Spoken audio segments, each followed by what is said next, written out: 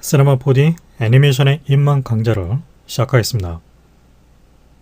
이 강좌는 앞서 제가 제작한 그 시네마 4D 입문자 시리즈의 그 연속된 개념으로 이 시네마 4D가 가지고 있는 능력 중에서 바로 애니메이션과 모션과 관련된 그 부분을 이 가장 기초적인 수준으로 안내를 해드리기 위해서 제작된 강의입니다. 강의의 수준이 그 초보자 수준으로 제작이 된다고 하지만은 이 강좌를 제대로 숙지를 하기 위해서는 앞서 제가 제작한 기본적인 시네마 4D의 조작이라든가 이 모델링, 라이팅 렌더링과 관련된 기본적인 사항들은 어느 정도 알고 계셔야 됩니다. 그런 기본적인 학습이 됐다는 전제에서 제가 이 강의를 진행할 것입니다. 네, 아무튼 오늘은 이제 그 첫 번째로 시네마 4D가 가지고 있는 가장 이제 기본적인 애니메이션과 관련된 그 부분을 소개를 해드리는 차원에서 이야기를 해보겠습니다. 네, 시네마 4D에서 이제 그 기본적인 작업의 흐름을 봤을 때 모델링 작업이 진행이 되고 그에 따라서 오브젝트가 가지고 있는 어떤 표면적인 그 질감이라든가 또 장면이 가지고 있는 빛의 분위기 또 오브젝트가 가지고 있는 표면적인 어떤 그 색상과 패턴 이런 것들을 이제 그 사용자의 의도에 따라서 제작을 한 다음에 그것을 바로 렌더링이라고 불리는 그 과정을 통해서 그 출력을 하는 그런 방법까지 제가 앞서 강좌 코스를 통해서 설명을 해드렸습니다.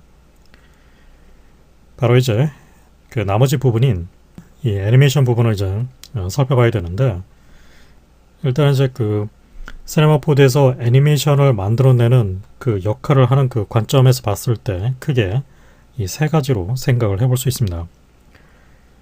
첫 번째가 이제 이 대부분의 그 3D 그래픽 소프트웨어가 다 가지고 있는 바로 키프레임 방식이 존재를 하고, 두 번째로 바로 이 시뮬레이션 이펙트 기능을 사용해서 모션을 만드는 방법이 있습니다. 그 다음에 세 번째로 바로 이 모션 기능, 대표적으로 이제 그 시네마 4D에서는 바로 모 그래프라고 불리는 이 특수한 구조를 사용해서 다수의 어떤 오브젝트를 효율적으로 모션 작업을 할 수 있도록 되어 있습니다. 아무튼 이제 이런 그 대표적인 이 세 가지 기능을 사용자의 의도라든가 특별한 목적에 따라서 하나 또는 이제 두세 가지를 이렇게 섞어서 어떤 애니메이션을 만드는 목적으로 사용할 수 있습니다. 그 세 가지 방법을 이제 좀 더 구체적으로 좀 살펴보자면, 일단은 이 애니메이션이라는 이 말 자체는 바로 어떤 이제 그 3D 그래픽상에서 모델링 되어 있는 오브젝트를 어떤 시간의 흐름에 따라서 움직이도록 그것을 이제 그 아무렇게나 규칙 없이 움직이는 것이 아니라 바로 3D 그래픽 소프트웨어가 가지고 있는 좌표 공간, 그 좌표 공간이 이제 대표적으로 바로 X, Y, Z 바로 3차원 좌표기를 사용하고 있죠. 그 공간상에서 위치가 바뀌거나 회전을 하거나 크기가 달라진다든가 바로 그와 같이 시간의 흐름에 따라서 어떤 모션이 바뀌는, 움직임이 달라지는 그런 모양을 만드는 그 총체적인 작업을 두고서 바로 애니메이션을 만든다고 보통 얘기를 합니다. 그래서 그 애니메이션을 만드는 방법으로 크게 바로 키프레임, 모션, 바로 시뮬레이션 FX 이 세 가지 방법이 존재한다는 얘기죠. 첫 번째 이제 이 키프레임 방식 같은 경우는 특정 이제 그 오브젝트가 가지고 있는 속성이겠죠. 대표적으로 이제 그 오브젝트가 가지고 있는 바로 포지션, XYZ 또 스케일 XYZ 또는 로테이트 XYZ 이와 같이 오브젝트가 가지고 있는 이제 그 트랜스폼, 위치, 회전, 크기를 바꾸는 그 기본적인 이제 속성 값이 어떤 특정 시간에 그 값이 지정이 되는, 연결이 되는 그런 상태가 있습니다. 그렇게 특정 속성 값이 시간의 흐름에 따라서 변화하고 있는 어떤 그 상태를 기록한 데이터 구조를 바로 키프레임이라고 합니다. 그래서 이제 이 키프레임이라는 이 방식은 시간과 속성 값이라는 이 두 개의 변수가 묶여져 있는 그 형태의 데이터라고 할 수 있습니다. 그렇게 이제 그 만들어진 데이터를 시간의 흐름에 따라서 이제 재생을 하는 거죠. 마치 음악을 재생하듯이 순차적으로 이제 재생을 하게 되면 오브젝트가 마치 움직이고 있는 것처럼 시간의 흐름에 따라서 자연스럽게 움직이고 있는 것처럼 보이게 됩니다. 가장 이제 이 방법이 그 대표적인 애니메이션 방법이기 때문에 뭐 시네마 4D를 비롯해서 마야라든가 3ds Max, 뭐 후디니 이런 다른 3D 그래픽 소프트웨어에서도 키프레임 방식은 모두 다 공통적으로 다 가지고 있습니다. 그래서 이제 3D 그래픽상에서 어떤 애니메이션을 학습하는 입문을 하는 사람 그 관점에서 봤을 때는 기본적으로 이 키프레임 방식을 능숙하게 다룰 수 있어야 됩니다. 그 다음으로 이제 그 두 번째 방법이 이 시뮬레이션 FX 방법이 있는데, 이 시뮬레이션 FX 같은 경우는 이제 그 주로 키프레임 방식으로는 모션을 만들기 힘든 그런 성격의 작업을 할 때 바로 시뮬레이션 FX 방법을 사용하게 됩니다. 그래서 대표적으로 보게 되면 이제 바로 이 물리적인 성격이 있죠. 오브젝트가 이제 그 어떤 특정 오브젝트하고 충돌을 해서 마찰을 하거나 또는 뭐 부서지거나 탄성이 생겨서 이제 튕겨나가거나 또는 이제 이 천과 고무처럼 수축하거나 팽창하는 이런 식의 어떤 그 물리적인 사실성을 가져야 되는 그런 성격의 모션 작업을 할 때는 일반적인 키프레임 방식으로는 제대로 된 작업을 거의 할 수가 없습니다. 그래서 이제 이 3D 그래픽 소프트웨어에서는 그같이 이제 어떤 물리적인 사실성을 보다 효과적으로 만들기 위해서 바로 이 시뮬레이션 FX 기능을 다 가지고 있습니다. 시네마 4D 역시 보통의 이제 그 3D 그래픽 소프트웨어가 가지고 있는 시뮬레이션 FX 기능을 다 가지고 있습니다. 그 같은 방법을 사용해서 일반적인 이제 키프레임 방식으로는 만들기 힘든 굉장히 이제 복잡하고 물리적으로 이제 사실성이 높은 그런 성격의 작업을 비교적 쉽게 만들어낼 수 있습니다. 이 세 번째 방법으로는 이제 바로 이 모션 기능인데, 이 모션 기능이 바로 어떻게 보면 이제 그 현재 지금 시네마 4D가 가지고 있는 이 특징 중 하나라고 볼 수 있습니다. 대표적인 게 바로 이제 그 시네마 4D는 모 그래프라고 불리는 기능을 갖고 있습니다. 이 기능은 하나의 오브젝트에 대해서도 뭐 동작할 수 있지만은 대부분은 다수의 여러 개의 오브젝트를 효과적으로 이 모션 작업을 할 때 이용할 수 있습니다. 뭐 가령 예를 들어서 이제 어떤 그 똑같은 모양을 가지고 있는 어떤 그 오브젝트를 한 100개 정도 복사를 해서 그것을 이제 좀 랜덤하게 그 복사되어 있는 개차마다 이제 다른 어떤 모션 상태를 가지도록 해야 된다면, 그런 목표가 있다고 가정했을 때 100개나 되는 오브젝트가 가지고 있는 그 위치를 바꾸기 위해서는, 애니메이션을 주기 위해서는 이 키프레임 방식을 이제 적용한다고 가정하게 되면 엄청난 노동력이 필요하게 됩니다. 100개의 오브젝트에 대해서 이제 일일이 키프레임을 다 적용을 해줘야 되고, 그것도 이 100개마다 이제 좀 랜덤하게 다 다르게 지정해야 되니까 상당한 시간이 걸리게 되겠죠. 하지만 이제 이 모그래프 기능을 사용하게 되면 그 오브젝트가 이제 뭐 30개가 됐든 100개가 됐든 1000개가 됐든 간에 그것을 보다 쉽게 한꺼번에 랜덤하게 모션을 통제를 하거나 아니면은 또는 어떤 특정한 패턴과 규칙성에 따라서 모션이 되도록 쉽게 만들어낼 수 있습니다. 바로 이제 대표적으로 이제 이 모그래프가 그 같은 역할을 해주게 됩니다. 이렇게 해서 이제 그 이 시네마 4D가 가지고 있는 이 키프레임, 시뮬레이션 FX, 모션 이 세 가지 기능을 통해서 여러분들이 어떤 자신이 의도하는 특정한 모션 형태를 만들어낼 수 있습니다.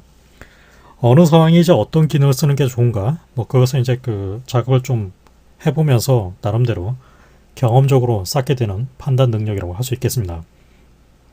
일단 우리가 이제 그런 이 판단 능력을 이제 갖추기 전에 시네마 4D가 제공하고 있는 이 세 가지 능력이 어떤 방식으로 동작하고 또 초보자 입장에서는 무엇을 알아야 되는지 그 기초적인 사항부터 먼저 파악을 해둘 필요가 있겠죠. 그래서 이 강의는 이 세 가지 애니메이션 방법을 초보적인 수준으로 설명해서 보여드리게 될 것입니다. 나중에 이제 그 역시 기회가 된다면 이제 그 좀 더 심화된 별도의 그 강좌 코스를 통해서 뭐 모션이라든가 시뮬레이션이라든가 키프레임이라든가 이런 부분을 각각 따로따로 나중에 다뤄보도록 하겠습니다.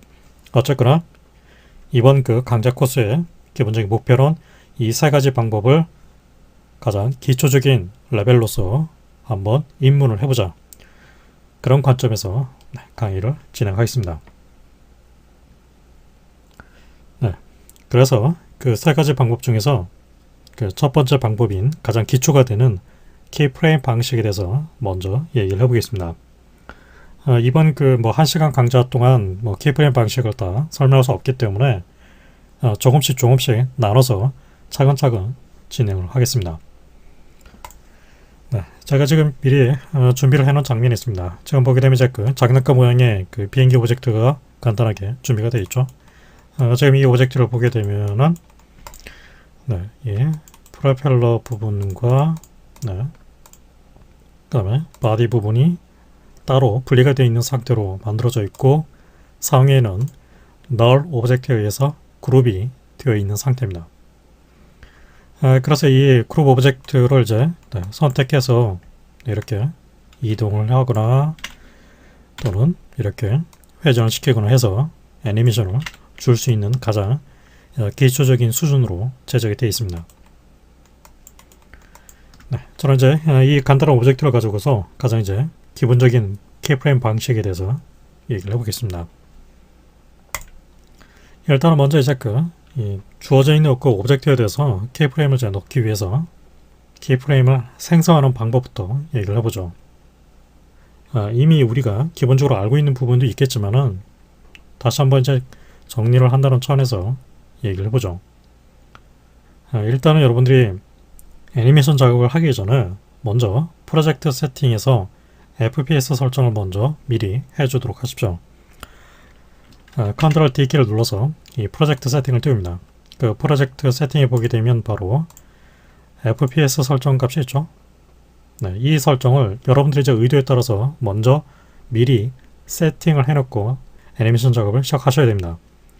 애니메이션 그 작업을 하다가 중간에 FPS 값을 바꿀 수도 있지만은 그렇게 되면은 이전에 그 작업했던 어떤 키 타이밍 값이 다른 스케일로 바뀜으로 해서 여러분들이 이제 그 예기치 못한 그런 모션의 변화를 느낄 수도 있습니다.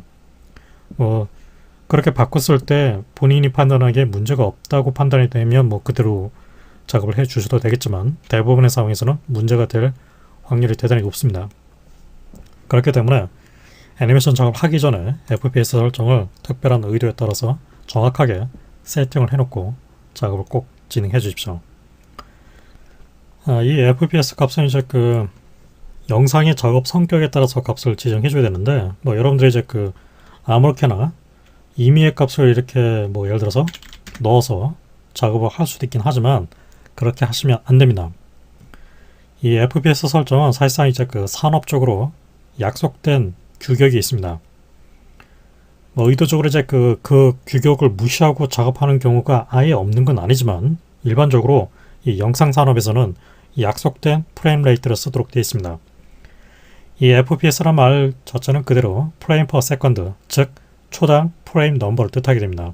그것은 1초에 몇 장의 그림을 재생을 시키는가와 관련된 바로 애니메이션이 재생이 되는 속도, 타이밍과 관련된 값입니다. 이 값을 이제 그 어떤 값을 이제 선택하냐에 따라서 보시다시피 이쪽에는 이제 그 타임이 찍혀져 있는 이 스케일이 좀 바뀐다는 걸 알 수 있죠. 네. 보통 이제 그 영화 작업 경우 바로 초당 24프레임을 사용하도록 되어 있습니다. 그리고 이 방송 규격의 작업 같은 경우는 보통 30프레임을 사용하도록 되어 있습니다. 하이 프레임 레이트 작업 같은 경우는 그 24의 2배인 48 또는 30의 2배인 60으로 정해놓고 작업하는 경우도 있습니다. 하지만 저는 여기서 영화 프레임 레이트인 초당 24프레임을 이제 기준으로 삼아서 앞으로 작업을 진행하겠습니다. 아무튼 이제 이 FPS 값을 여러분들이 이제 그 사용하라는 영상의 어떤 규격에 따라서 정해 주십시오. 네, 이렇게 FPS 설정이 됐다면 이제 간단한 키프레임 작업을 한번 해보죠. 네, 일단은 이제 지금 이제 이 인터페이스 상에서 봤을 때 바로 이쪽에 있는 지금 숫자가 쓰여져 있는 이 인터페이스가 있죠. 또 플레이백 버튼이라든가 기타 여러가지 지금 이 아이콘 버튼들이 이쪽 위치에 배치가 되어 있습니다. 이것을 이제 그 애니메이션 팔레트라고 하는데 바로 기본적인 어떤 그 애니메이션 재생이라든가 키프레임 작업을 할 때 이 애니메이션 팔레트를 중심으로 해서 작업을 하게 됩니다. 네. 기본적으로 이제 그 스타트 프레임과 엔드 프레임을 통해서 일단은 먼저 여러분들이 재생을 시킬 기본적인 구간을 설정을 해줄 필요가 있습니다. 착각을 하면 안 되는 것이 여기 있는 이제 그 구간 안에서만 애니메이션 키프레임을 만들 수 있는 것이 아니라 애니메이션 키프레임을 만들 수 있는 구간은 여러분들 의도에 따라서 많이 늘려놓을 수 있습니다. 단지 기본 재생이 되는 그 구간만 여러분들이 특정 의도에 따라서 지정을 해준다는 얘기죠. 100이라고 입력을 하게 되면 일단 여기 있는 바를 클릭 드래그를 해서 늘려줍니다. 그러면 이제 그에 따라서 이제 그 이렇게 스케일이 더 크게 100프레임까지 지정이 되죠. 줄이고 싶으면 역시 이런 식으로 줄여서 또 이렇게 줄여서 보게 되면 35에서 57프레임 특정 구간만 이렇게 표시를 해놓고 역시 드래그를 해서 다른 프레임 위치로 이동을 시킬 수도 있습니다.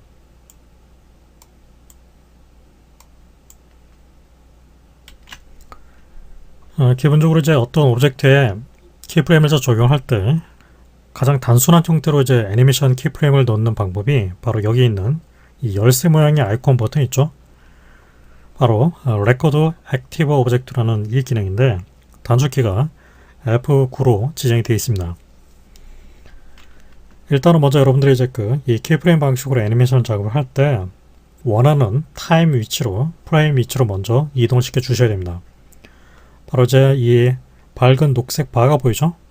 네, 바로 이것이 타임 슬라이드라고 하는 것인데 이 타임 슬라이드를 여러분들이 원하는 그 위치로 이동시켜 주십시오. 일단은 저는 이제 스타트 프레임 위치인 0프레임 위치에서 시작할 거기 때문에 이 위치에서 이동시켜 놓고 바로 여기는 이제 열쇠 모양의 아이콘 버튼을 눌러주게 되면 보시다시피 어떻게 되죠? 선택되어 있는 오브젝트가 가지고 있는 이제 바로 코디네이션 쪽에 있는 포지션, 스케일, 로테이트, HPB 이 부분에 지금 붉은색으로 지금 이렇게 점등이 되어 있죠. 이 얘기가 바로 해당 속성이 키프레임이 입력이 되어 있다는 뜻입니다. 즉 제가 지금 이 버튼을 누름으로 해서 키프레임이 하나 생성이 된다는 얘기죠. 그 키프레임이 생성된 위치는 바로 0프레임입니다.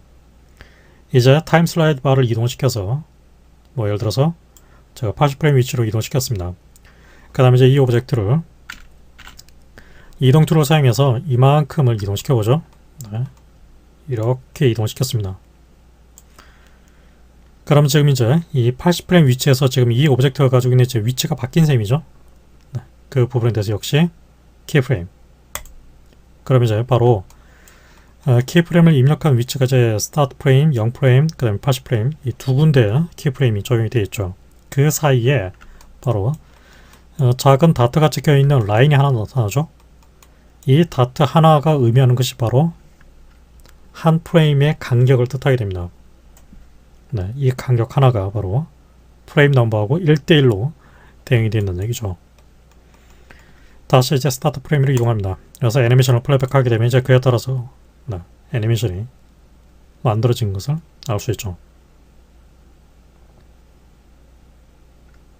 다시 이번엔 제가 40프레임 위치로 이동시켜서 이 위치에서 이 오브젝트의 Y 위치를 이렇게 이동시켜 놓고 역시 키프레임.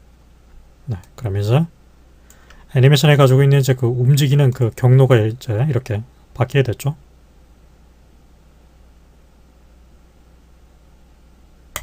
네, 바로 이런 식으로 여기에 있는 레코드 액티브 오브젝트 기능을 사용해서 아주 단순하게 키프레임을 생성할 수 있습니다. 네. 보게 되면 바로 그에 따라서 지금 계속해서 이제 값이 바뀌고 있다는 걸 알 수 있죠. 네. 스케일과 이제 로테이션에 대해서는 제가 이제 키프레임의 어떤 실제적인 값을 바꾼 상태가 아니기 때문에 일단은 값이 바뀌지 않고 포지션 X, Y, Z 값만 지금 바뀌고 있는 상태입니다. 그 중에서 Y와 Z만 지금 값이 바뀌고 있죠. 실제로 이제 X 위치 이상에서는 바로 이 X축 방향으로 제가 오브젝트를 움직이지 않았기 때문에 값의 변화가 나타나지 않고 있죠. 다시 이제 40프레임 위치로 기존에 이제 키가 입력되어 있는 위치를 이동시킵니다.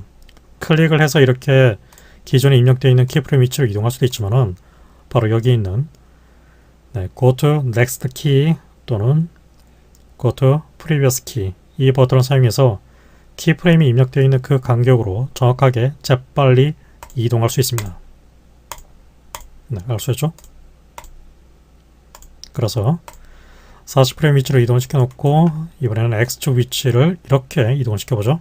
이동시키고 다시 지금 보게 되면 이 X축 속성이 있는 이 색상 자체가 오렌지 색상으로 바뀌어 있죠.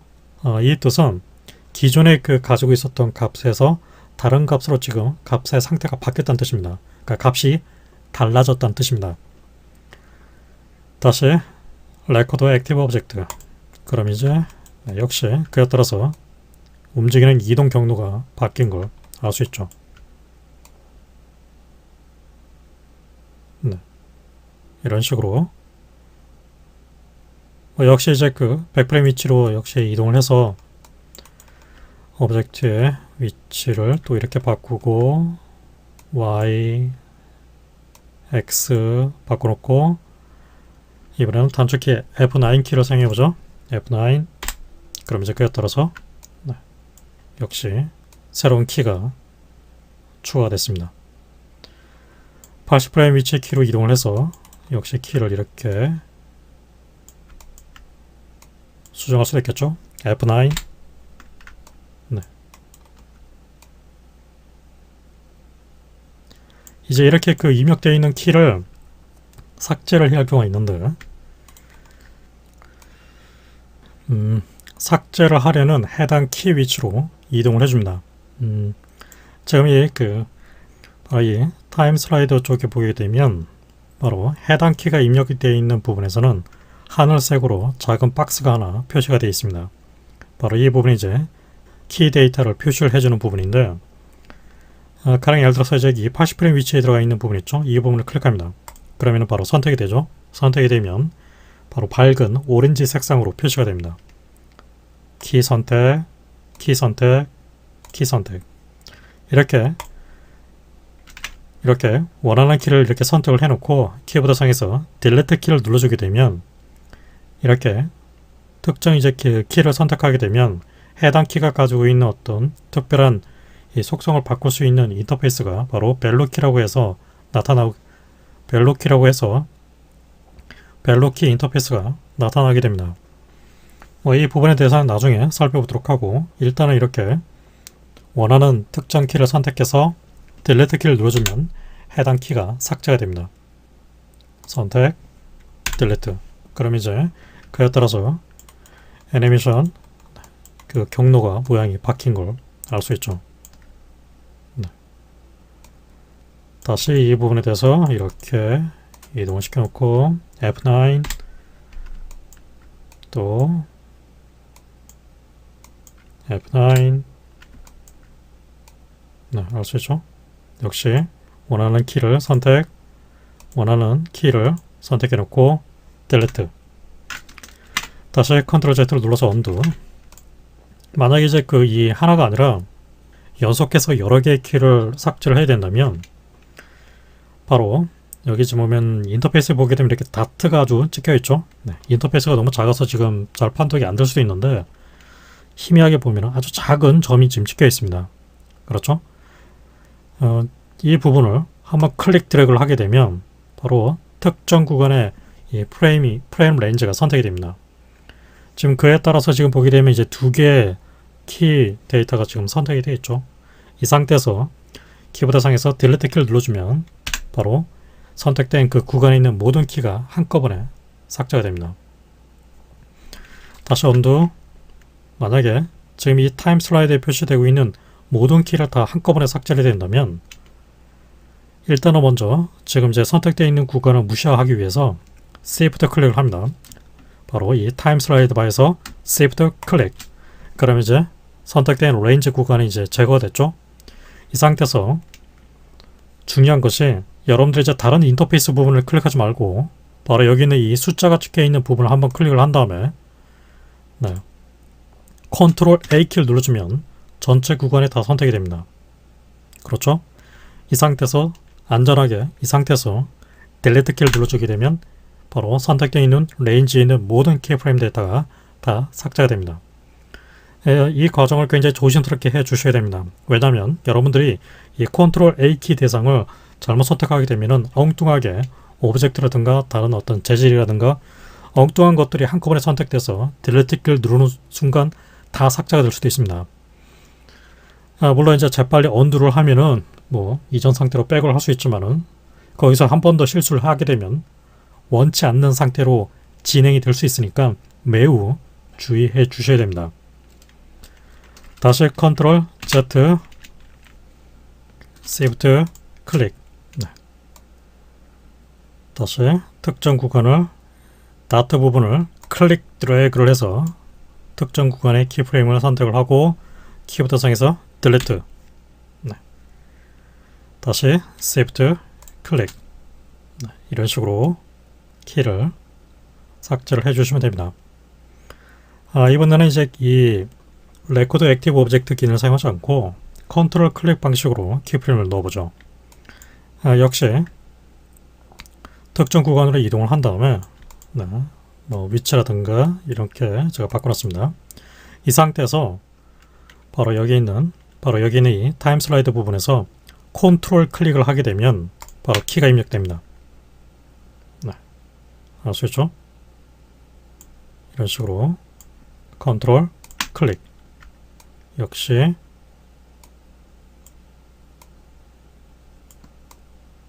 컨트롤 클릭. 이렇게 컨트롤 클릭 방식으로도 역시 키를 입력할 수 있습니다.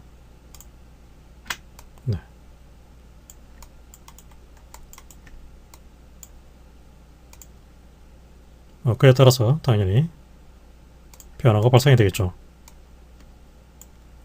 뭐 지금은 제가 이동에 대해서만 키를 넣었는데 로테이션에 대해서도 마찬가지가 되겠죠. 로테이션을 해놓고 컨트롤 클릭. 그럼 이제 키가 입력이 되겠죠. 넥스트 키프레임 위치로 이동해서 회전을 이렇게 해놓고 컨트롤 클릭. 그럼 그대로 지금 회전이 반영이 된 상태인 걸 알 수 있습니다. 역시 넥스트 키프레임.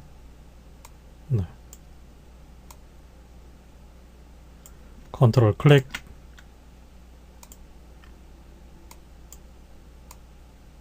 컨트롤 클릭.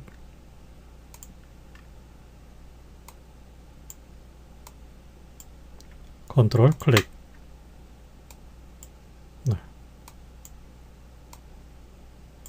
컨트롤 클릭. 그럼 그에 따라서 회전 작용을 받아서 움직임이 수정된 것을 알 수 있습니다. 하지만 지금같이 이제 그 레코드 액티브 기능을 사용하거나 타임라인 상에서 컨트롤 클릭을 하게 되면 지금 보시다시피 오브젝트가 가지고 있는 제 기본적인 그 위치, 스케일, 로테이션에 대해서 한꺼번에 키가 들어간다는 걸 알 수 있습니다. 이렇게 이제 그 트랜스폼이 가지고 있는 이 속성이 자동적으로 이제 키가 들어가는 이유가 바로 여기에 있는 포지션, 스케일, 로테이트 이 세 개의 기능이 현재 지금 켜져 있기 때문에 이 세 개의 기능이 이제 켜져 있다면은 사용자가 이제 그 컨트롤 클릭을 하거나 F9을 누를 때마다 이 세 개의 트랜스폼 속성에 자동적으로 키프레임이 들어가도록 되어 있습니다. 컨트롤 A 모든 키를 선택해서 다 딜리트를 하겠습니다. 그리고 오브젝트가 가지고 있는 로테이트 값도 원위치를 시켜놓고 그래서 이번에는 이렇게 스케일과 로테이션 부분의 이제 기능을 꺼놓고 역시 이렇게 해보겠습니다. 컨트롤 클릭 이렇게 이동해놓고 컨트롤 클릭. 그럼 이제 오브젝트가 가지고 있는 속성을 보게 되면 보시다시피 지금 포지션 XYZ에 대해서만 붉은색으로 켜져 있죠. 나머지 부분은 지금 이제 옐로우, 오렌지 색상을 가리켜 있는데 원래 이전 상태의 값과 상태 값이 이제 달라졌다는 의미로 오렌지색으로 표시되어 있습니다. 중요한 점은 붉은색이 켜져 있다는 얘기는 해당 속성에만 키프레임이 들어가 있다는 뜻입니다. 그래서 지금 보게 되면 제가 이 포지션에 대해서만 이제 키를 켜놨기 때문에 스케일과 로테이트에 대해서는 키프레임이 들어가지 않는다는 걸 알 수 있습니다. 다시 로테이트도 켜놓고 이제 뭐 제가 이 위치에서 이렇게 다시 컨트롤 클릭, 그럼 이제 어떻게 되죠? 네, 로테이트에도 그대로 붉은색 점등이 켜져서 애니메이션 키프레임이 들어가 있다는 걸 알 수 있죠. 그래서 여러분들이 이제 애니메이션 작업할 때 특정 이제 트랜스폼이 가지고 있는 위치, 스케일, 로테이트에 대해서 자동 키프레임 입력되는 것을 방지하고 싶다면은 원치 않는 부분은 기능을 꺼놓고 작업을 해주시면 됩니다. 그리고 이제 끝에 보면 이제 바로 파라미터라고 되어 있는 부분 있죠. 이 부분은 위치 크기 회전을 제외한 애니메이션 입력이 가능한 특정 속성에 대해서도 자동 키프레임을 넣어줄 것인지 말 건지를 선택할 수 있는 부분입니다. 뭐 이 부분은 이제 나중에 살펴보도록 하겠습니다. 기본적으로는 활성화가 되어 있는 상태입니다. 네, 이번 시간에는 여기까지만 얘기를 하겠습니다. 바로 다음 강좌에 이어서 키프레임이 가지고 있는 기본적인 조작 방법을 계속해서 설명을 해 나가도록 하겠습니다.